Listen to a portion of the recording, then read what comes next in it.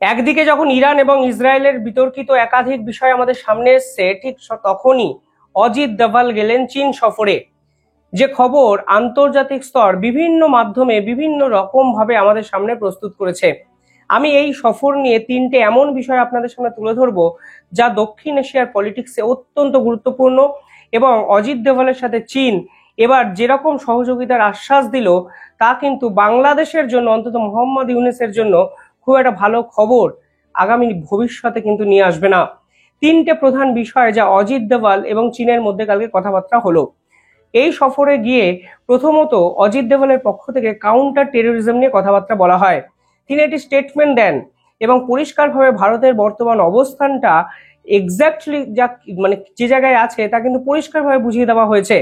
দেখুন, চীন security oriented যত মিটিংই ভারতের সঙ্গে করুক না কেন, আসলে তারা পাকিস্তানকে অস্ত্র দেবেই। PL-15 মিসাইল তারা পাকিস্তানকে দেবে, পাকিস্তান আবার সেই মিসাইল ভারতের বিপক্ষে কাজে লাগাবে। অর্থাৎ এই সফরের সিগনিফিকেন্স কিন্তু ভারত এবং চীন দুজনের কাছেই মারাত্মক ছিল, কারণ ভারতও জানে এই চীনই পাকিস্তানকে কাজে লাগিয়ে দিনের পর দিন ভারতের সঙ্গে বিভিন্ন চক্রান্তে লিপ্ত হয়ে আছে ভারতের বিপক্ষে। পাশাপাশি ভারতবর্ষ এটাও জানে, যদি চীনের সঙ্গে আমি সহাবস্থান ঠিকঠাকভাবে রাখতে না পারি, তাহলে কিন্তু আন্তর্জাতিক স্তরে আমেরিকা ভারতকে গিলে খাওয়ার চেষ্টা করবে। পাশাপাশি পুতিন এই মুহূর্তে চান চায়না এবং ভারত যেন একসঙ্গে কাজ করে, ব্রিক্স কান্ট্রিগুলো যেন একত্রে থাকে।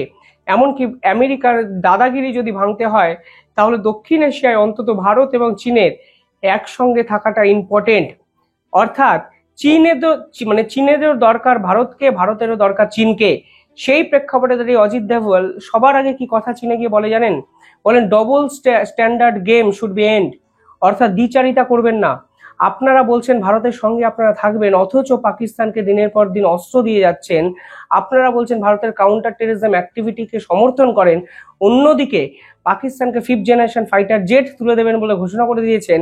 এই যে ডুয়েল মেন্টালিটি, এই যে ডবল স্ট্যান্ডার্ড, তা কিন্তু দীর্ঘদিন চলতে পারে না।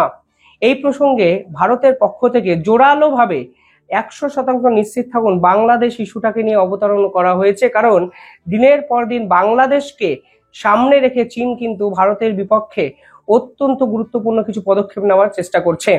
প্রথমত, তারা মোহাম্মদ ইউনূসকে ঋণের ফাঁদে ফাঁসিয়ে দিয়েছে।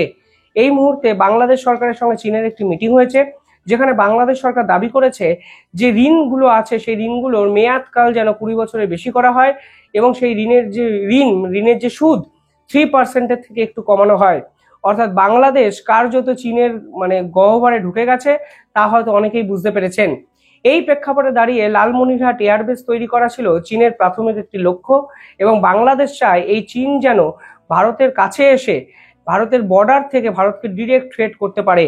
শেখ হাসিনা যতদিন ছিলেন, চীন কিন্তু বাংলাদেশে এই রকম অ্যাগ্রেসিভ অ্যাটিটিউডকে প্রশ্রয় দিতে পারেনি, করতে পারেনি, কারণ শেখ হাসিনা চাননি সেটা।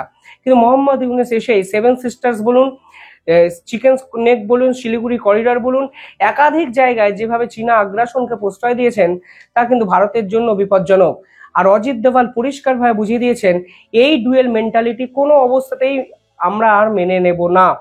এই নিয়ে আন্তর্জাতিক স্তর বিভিন্ন জায়গায় বিভিন্ন রিপোর্ট বেরিয়েছে, আপনারা নিজেরা গিয়েও দেখতে পারেন, যেখানে কাউন্টার টেরোরিজম নিয়ে চীন এবং ভারত একত্রে কাজ করবে। এবং একটা জিনিস পরিষ্কার, পাকিস্তানকে স্যাক্রিফাইস করার জায়গায় চীন নেই। কারণ এই মুহূর্তে পাকিস্তানের বালুচিস্তানের সিপেক করিডর যে চীন বানাচ্ছে, সেটা কিন্তু দক্ষিণ এশিয়ার সব থেকে বেশি ইনভেস্টমেন্ট চীনের। কিন্তু বাংলাদেশকে কি সত্যি স্যাক্রিফাইস করবে চীন? এই প্রশ্ন কিন্তু কালকের মিটিং এর পর উঠে যায়। এবং ভারত যেভাবে বাংলাদেশের বিপক্ষে একের পর এক পদক্ষেপ নিয়ে নিজেদের অবস্থানকে জোরালোভাবে বুঝিয়ে দিয়েছে, সেই প্রেক্ষাপটে দাঁড়িয়ে চীনের কিন্তু এই মুহূর্তে বাংলাদেশের সঙ্গে সম্পর্ক রাখাটাও এই সম্পর্কের জন্য অত্যন্ত খারাপ জায়গায় তৈরি হবে। এবং এরপরে চীন যদি ভারতের সঙ্গে সম্পর্ক ভালো না করতে পারে, তাহলে কিন্তু পাকিস্তান আবার চীনের উপর, বা পাকিস্তানকে দিয়ে আমেরিকা চীনের উপর কোনো না কোনো প্রেশার গেম কিন্তু খেলার চেষ্টা করবে। অর্থাৎ চীন কিন্তু বিভিন্ন দিক থেকে ফেঁসে আছে। ফলে এই ফেঁসে যাওয়ার জন্য তাদের কাছে অজিত দোভালের সঙ্গে এই মিটিংটা কিন্তু অত্যন্ত ইম্পর্টেন্ট ছিল। তারা একটি টুইট করেছে মিটিং শেষে, এবং সেই মিটিং এর ভূয়সী প্রশংসা তারা করে।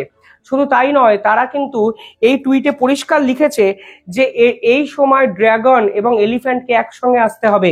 অর্থাৎ বিশ্বের দুই প্রভাবশালী দেশ, একজন ড্রাগন একজন এলিফ্যান্ট, যদি একসঙ্গে আসে গোটা বিশ্বকে কন্ট্রোল করা যাবে। তাই এই চীনের টুইটের পক্ষে পরে পরিষ্কার হয়ে গেছে।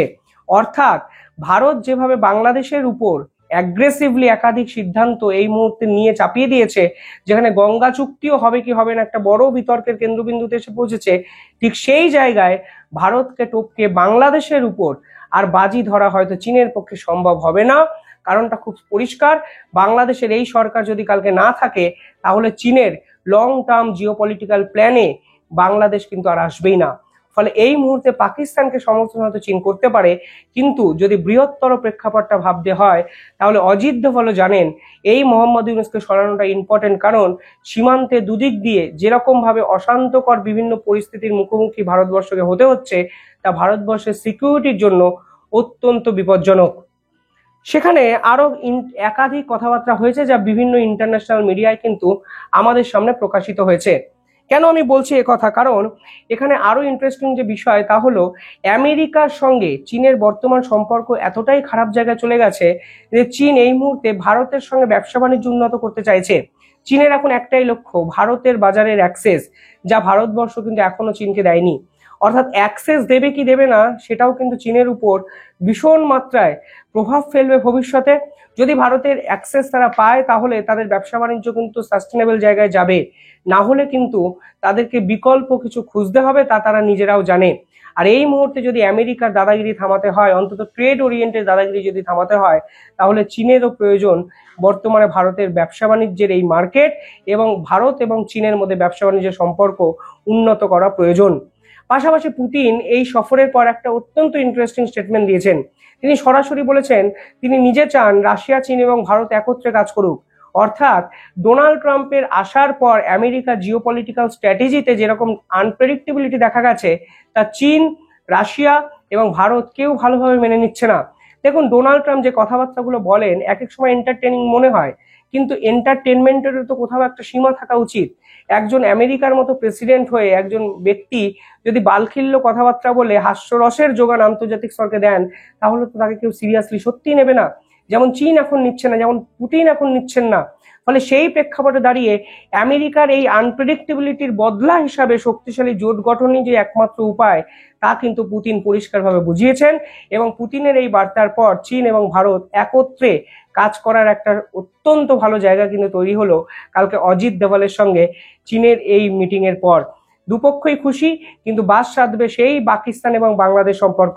আমি আবার বলছি, পাকিস্তানকে তারা স্যাক্রিফাইস করতে পারবে না, কারণ অলরেডি পাকিস্তানকে ডমিনেট করার জায়গায় চলে যাচ্ছে Donald Trump. Pakistan already Donald ট্রাম্পকে খাইয়েছে, তাদের দেশে যেন অনেক বেশি রেয়ার আর্থ মিনারেলস আছে। ফলে ডোনাল্ড ট্রাম্প গ্রিনল্যান্ডে চেয়েছিলেন, মানে ঝাঁপিয়ে পড়েছিলেন, গ্রিনল্যান্ড উনি পাননি।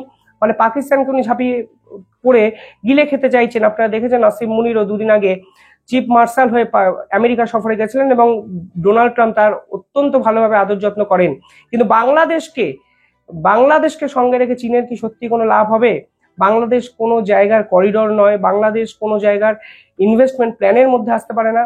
এমনকি বাংলাদেশের ফরেন ইনভেস্টমেন্টও প্রায় শূন্যর জায়গায় চলে গেছে। ফলে বাংলাদেশটাকে স্যাক্রিফাইস করার জায়গায় কিন্তু চীন যাচ্ছে। কারণটা খুব স্পষ্ট, কারণ পুতিন রাশিয়া এবং চীন এবং ভারতকে নিয়ে এক শক্তিশালী জোট গঠন করতে চেয়েছেন, এবং তা গোটা বিশ্বের বর্তমান দাবি যদি ডোনাল্ড ট্রাম্পের এই আনপ্রেডিক্টেবল অ্যাটিটিউডের পাল্টা দেওয়া যেতে হয় বা পাল্টা দেওয়া যায়। পাশাপাশি এবছর এসসিও সামিট কিন্তু হবে চীনে। এই এসসিও সামিটে নরেন্দ্র মোদী যাবেন কি যাবেন না সেটা কিন্তু এই মুহূর্তে সব থেকে বড় প্রশ্ন। আগের বছর এসসিও সামিট আপনাদের হয়তো মনে আছে পাকিস্তানে হয়েছিল, যেখানে জয়শঙ্কর নিজে গেছিলেন। ফলে এই বছর এসসিও সামিটে প্রধানমন্ত্রী নরেন্দ্র মোদী যাবেন এবং এরপরে ভারত এবং চীনের সম্পর্ক আরো ভালো হবে কি হবে না সে নিয়ে কিন্তু অনেক প্রশ্ন আন্তর্জাতিক স্তর ইতিমধ্যেই তুলতে শুরু করেছে। দেখুন, এসসিও সামিটের আগেই কালকে আরো একটা ঘোষণা করা হয়েছে, যেখানে বলা হয়েছে জয়েন্ট ইনফরমেশন অপারেশন একে অপরকে শেয়ার করবে চীন এবং ভারত। জয়েন্ট ইনফরমেশন মানে এই দেশের তথ্য, ইন্টেলিজেন্স তথ্য ওই দেশকে দেবে, এই দেশের তথ্য ওই দেশকে দেবে। বাস্তবে কতটা সম্ভব আমি জানি না, কিন্তু বাংলাদেশ ওরিয়েন্টেড সেভেন সিস্টার্স এবং শিলিগুড়ি করিডোরের তথ্য চীন এবং ভারত একে অপরকে দেবে তা কিন্তু কালকের এই মিটিং এ পরিষ্কার হয়ে যায়। কারণটা খুব স্পষ্ট, এবং পাকিস্তানের তথ্য ভারতকে এরা দেবে না। এরা বাংলাদেশের সন্ত্রাসবাদী আক্রমণকে থামানোর জন্য তারা ভারতকে তথ্য দেবে, কারণ এটা তারা দেখাতে পারবে তারা কাউন্টার টেরোরিজমের এগেনস্টে আছে। ভারত এবং চীনের যে চুক্তি হয়েছে সেই চুক্তিকে মান্যতা দিচ্ছে, এবং একই সঙ্গে দক্ষিণ এশিয়ায় ভারত এবং চীন একত্রে কাজ করতে চাইছে। ফলে পুরোটাই একটা ডিপ্লোম্যাটিক গেম এবং ডোনাল্ড ট্রাম্পের বিপক্ষে একটা শক্তিশালী জোট গঠনের বার্তা। এবং এর জন্যই হয়তো আন্তর্জাতিক স্তরে সমস্ত মিডিয়া এই পুরো অজিত দোভালের সফরটিকে কালকে কভার করলেন, একাধিক তথ্য আমাদের সামনে নিয়ে এলেন এবং সব মিলিয়ে দক্ষিণ এশিয়ার পলিটিক্সের নতুন এক খেলা যে সৃষ্টি হলো কালকে তা পরিষ্কারভাবে কিন্তু বোঝা যাচ্ছে। এবার প্রশ্ন হলো, নরেন্দ্র মোদীর কি চীন সফরে যাওয়া উচিত না উচিত না? আপনাদের উদ্দেশ্যে এই প্রশ্নটি রাখলাম, কমেন্টে জানাবেন আপনারা কি ভাবছেন। ধন্যবাদ।